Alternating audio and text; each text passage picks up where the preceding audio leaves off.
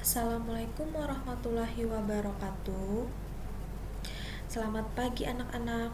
Hari ini Ibu mau membahas bab 3 tentang siklus akuntansi pada perusahaan jasa.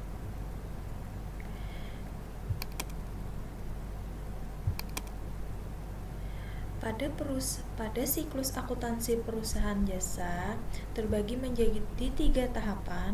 Yang pertama ada tahap pencatatan, yang kedua ada tahap pengiktisaran, yang ketiga ada tahap pelaporan.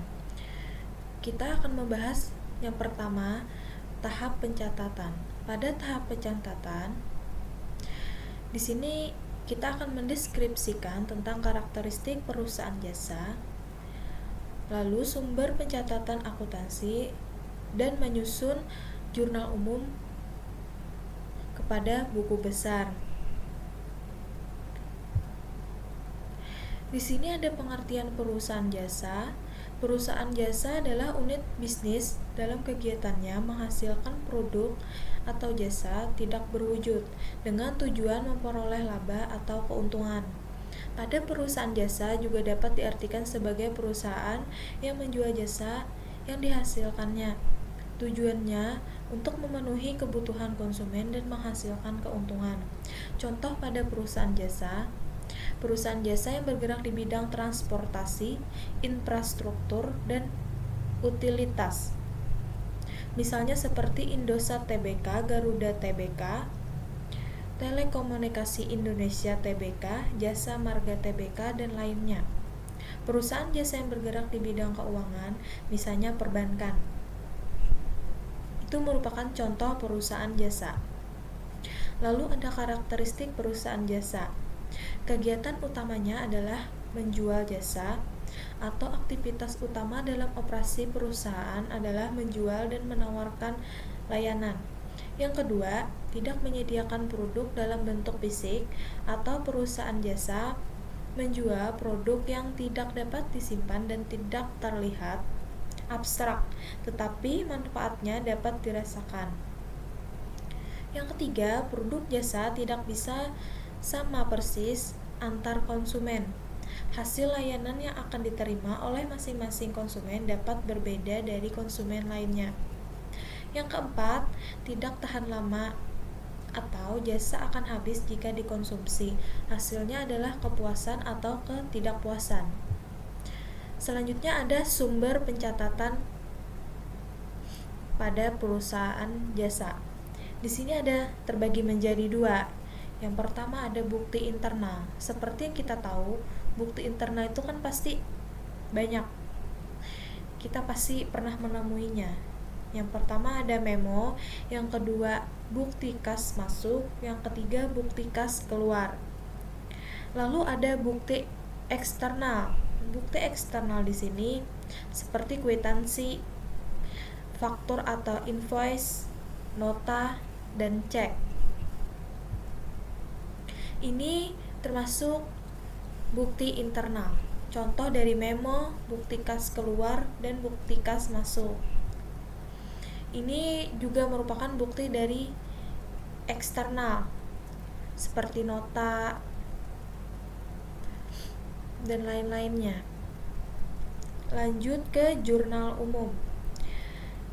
Jurnal umum di sini merupakan catatan harian mengenai transaksi keuangan pada periode tertentu. Jurnal umum juga bisa diartikan sebagai buku harian yang digunakan perusahaan dalam berisi catatan yang terjadi secara keseluruhan.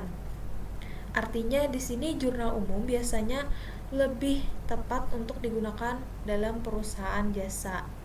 Tujuan dari jurnal umum di sini dibuat oleh perusahaan dengan tujuan untuk melakukan identifikasi, penilaian, dan pencatatan dampak ekonomi yang ditimbulkan dari sejumlah transaksi keuangan. Selanjutnya ada fungsi jurnal umum dalam akuntansi. Fungsinya di sini ada 5. Yang pertama fungsi historis. Fungsi historis di sini mencatat transaksi perusahaan secara kronologis berdasarkan terjadinya transaksi. Yang kedua ada fungsi pencatatan. mencatat setiap transaksi yang terjadi dalam perusahaan. Yang ketiga, fungsi analisis sebagai sarana untuk menganalisis transaksi mana yang dicatat di sisi debit dan di sisi kredit.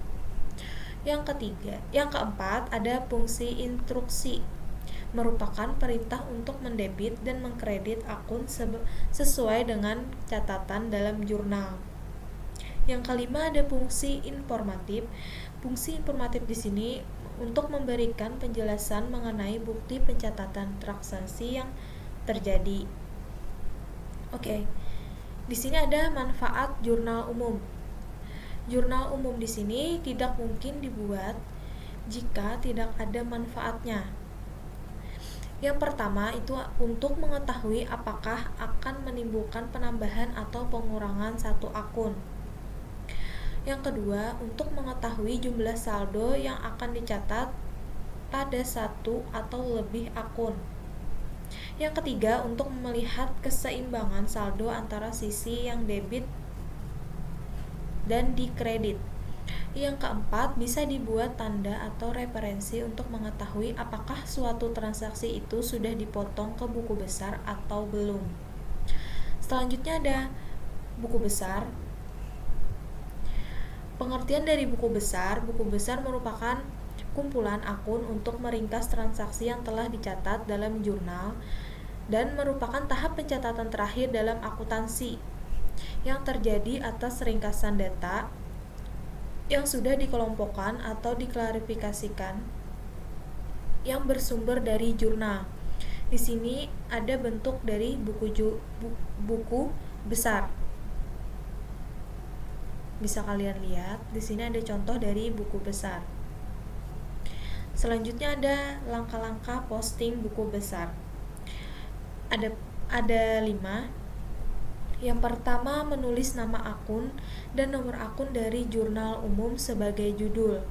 Yang kedua, memudahkan transaksi akun sejenis yang terdapat pada jurnal umum dengan menyesuaikan letak debit dan kredit. Yang ketiga, mencatat tanggal transaksi sesuai tanggal dan jurnal umum. Yang keempat, menuliskan keterangan singkat terjadinya transaksi seperti pada keterangan dalam jurnal umum. Yang kelima, ada mencatat kode akun dalam kolom rep jurnal umum pada nomor akun dan halaman jurnal dalam kolom rep buku besar. Mungkin sekian pembelajaran kita kali ini. Salah hilap mohon maaf. Wassalamualaikum warahmatullahi wabarakatuh.